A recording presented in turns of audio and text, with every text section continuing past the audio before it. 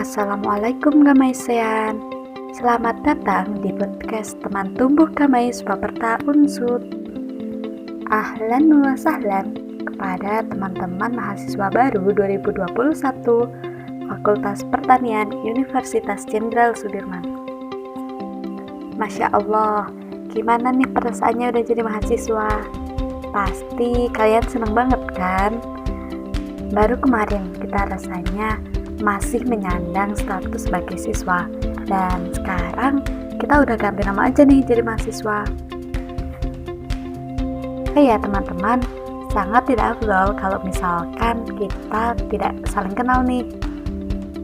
Perkenalkan, saya Desti Kusumaningrum dari Prodi Teknologi Pangan 2020, dan di organisasi Gamais ini aku menjabat sebagai staf bendahara. Di sini, aku akan menemani Ikhwas semua dalam podcast teman tumbuh Gamais kali ini loh. Dan perlu kalian tahu bahwa di sini aku nggak sendirian. Aku ditemani oleh seorang pengurus Gamais yang memiliki segudang prestasi dan juga jejak organisasi yang sangat banyak. Pasti kalian penasaran kan? Oke, aku kenalin nih. Namanya itu Mbak Gina Rodatul Jannah. Mbak Gina Rodatul Jannah ini biasa dipanggil Mbak Gina. Nah, Mbak Gina ini merupakan seseorang yang terjun di dalam bidang kepenulisan. Banyak prestasi yang sudah beliau capai dalam bidang kepenulisan, di antaranya penulis 19 buku antologi, penulis buku Gama Leksikon, juara 1 lomba cerpen oleh UAKAI-UB, juara 2 Muslimah Write Competition oleh KMNU Unsut, dan prestasi-prestasi lainnya itu masih banyak banget. Selain itu, Megina juga aktif dalam organisasi. Dibuktikan bahwa beliau itu Kepala Departemen Humas Gamais Baperta Unsut. Selain itu, beliau juga menyandang gelar sebagai Sekretaris IPMC atau Ikatan Pelajar Mahasiswa Cirebon dan staf akademik dan profesi UKKI Unsut. Itu beberapa organisasi dan juga prestasi yang telah dicapai oleh Mbak Gina. Wah, Masya Allah, banyak sekali kan? Pasti ini sangat memotivasi kalian yang mulai memasuki gerbang perkuliahan. Oke, kita kenalan dulu yuk sama Mbak Gina. Halo Mbak Gina, apa kabar nih? Boleh dong kita kenalan sama Mbak Gina. Halo Mbak Desti, Alhamdulillah baik nih dan harus selalu bahagia. Kalau Mbak Desti sendiri gimana nih? Alhamdulillah, di sini aku juga baik-baik banget loh Mbak. Ayo Mbak Gina, ngomong-ngomong, di sini kita itu mau ngobrolin tentang suatu topik yang sangat penting bagi teman-teman yang mulai memasuki dunia perkuliahan. Topik pada podcast kali ini yaitu kuliah yes, organisasi why not? Gitu Mbak Gina. Di sini mekanismenya aku akan mewawancarai atau bertanya, ya sekedar ngobrol-ngobrol lah bareng Mbak Gina. Nanti Mbak Gina bisa menjelaskan bagaimana pengalaman Mbak Gina bisa kuliah dengan lancar, organisasi berjalan, dan juga dunia kepenulisan digenggam. Oh iya, boleh banget nih. Semoga nanti ada kebermanfaatan yang bisa diambil ya. Amin. Oh iya, udah tadi aku sebutkan beberapa prestasi dan rekam jejak organisasi yang sudah dilalui oleh Mbak Gina. Jadi, apa sih motivasi Mbak Gina untuk menjalankan kuliah, tetapi juga setara dengan organisasi dan juga mengukir prestasi pada bidang kepenulisan? Tanya soal motivasi, mungkin jawaban aku adalah karena orang tua. Jadi orang tua kita kan sudah menyiapkan dan memberikan yang terbaik untuk anaknya, terutama dalam dunia pendidikan. Maka sebagai rasa terima kasih kita kepada orang tua, kita tuh harus memanfaatkan waktu dan kesempatan dengan baik. Kita bisa melakukannya dengan mengikuti perkuliahan dengan baik gitu. Akan tetapi dalam hal ini sudah banyak mahasiswa yang mengikuti kuliah dengan baik. Contohnya IPK mahasiswa sekarang kan banyak yang bagus-bagus ya. Maka untuk menyeimbangkan kuliah kita bisa berorganisasi kayak gitu. Fungsinya apa sih organisasi? Yang pertama untuk melatih skill public speaking, negosiasi, kepemimpinan, dan menjalin relasi yang belum tentu kita dapatkan di dunia kuliah kayak gitu. Nah, kemudian untuk motivasi prestasi aku kan alhamdulillah banyak di dunia kepenulisan ya. Salah satunya Mapres itu juga kan ada menulis KTI, itu tuh berkaitan dengan dunia kepenulisan juga. Itu motivasi yang pertama karena aku emang suka nulis dari kecil. Akan tetapi saat kecil aku nulis diary doang. Kemudian saat beranjak SMP aku diajak lomba sama guruku. Kebetulan saat itu belum menang, dan dari situ jadi motivasi tersendiri buat aku untuk coba terus lomba-lomba yang lain. Untuk alasan yang kedua aku berprestasi dalam dunia kepenulisan juga karena menulis ini kan akan terkenang gitu tulisannya. Maka ketika kita meninggal pun tulisan kita akan abadi dan bisa terus memberikan manfaat untuk orang lain kayak gitu. Wah, subhanallah sekali ya Mbak Gina. Motivasi untuk mengembangkan diri itu sangat penting buat diri kita sendiri nih. Soalnya tanpa motivasi dari dalam diri kita itu nggak akan bergerak ya Mbak. Oh ya Mbak, kenapa sih Mbak Gina mengambil organisasi Gamais ini sebagai organisasi yang sesuai dengan passion dalam diri Mbak Gina? Dan apakah organisasi Gamais ini hanya diperuntukkan untuk orang-orang yang memang sudah memiliki bekal ilmu agama, sudah terbilang alim gitu, atau untuk umum, untuk kita yang mau belajar dan berproses pada Gamais Mbak? Nah, pertanyaannya menarik nih. Menurutku ada mindset yang perlu dirubah.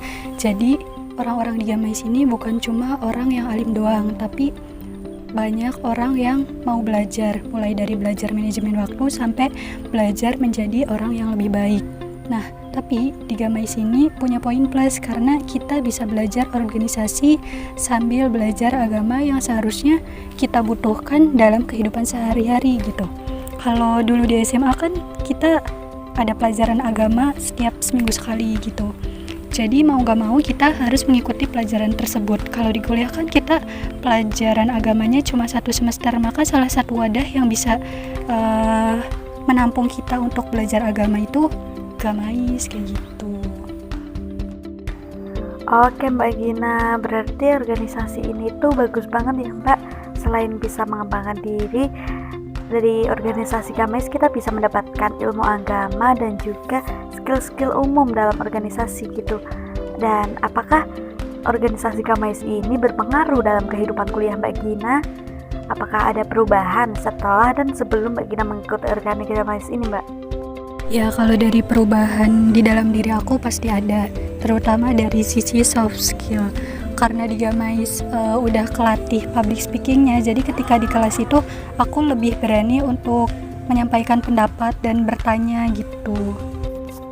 Oke Mbak, lagi-lagi aku tertarik buat mewawancarai Mbak Gina lagi nih, buat ngobrol-ngobrol bareng, menerusin sama topik-topik yang belum selesai. Nah, apakah Mbak Gina itu pernah keteteran kayak misalkan gak bisa memanajemen waktu atau banyak jadwal yang tabrakan atau gimana gitu antara kuliah, organisasi, sama kepenulisan yang didalami oleh Mbak Gina? Apa sih tips untuk kita bisa manajemen waktu menurut Mbak Gina? Oke, kalau tips manajemen waktu dari aku itu ada 4. Yang pertama, meng-highlight kegiatan yang akan kita lakukan agar tidak lupa. Nah, cara nge-highlight-nya ini bisa dari hal yang mendesak dan kita sukai dulu. Kenapa dari hal yang kita sukai? Agar kegiatan yang kita lakukan itu bisa lebih cepat selesai. Misal nih, hari Senin aku harus kerjain pamflet buat Humed Gamais. Terus hari Selasa aku menyelesaikan deadline lomba menulis dulu karena prioritas aku itu lebih suka nulis. Terus yang hari Selasa selanjutnya itu aku membuat surat untuk IPMC kayak gitu. Nah, yang kedua itu aku men-charger mood.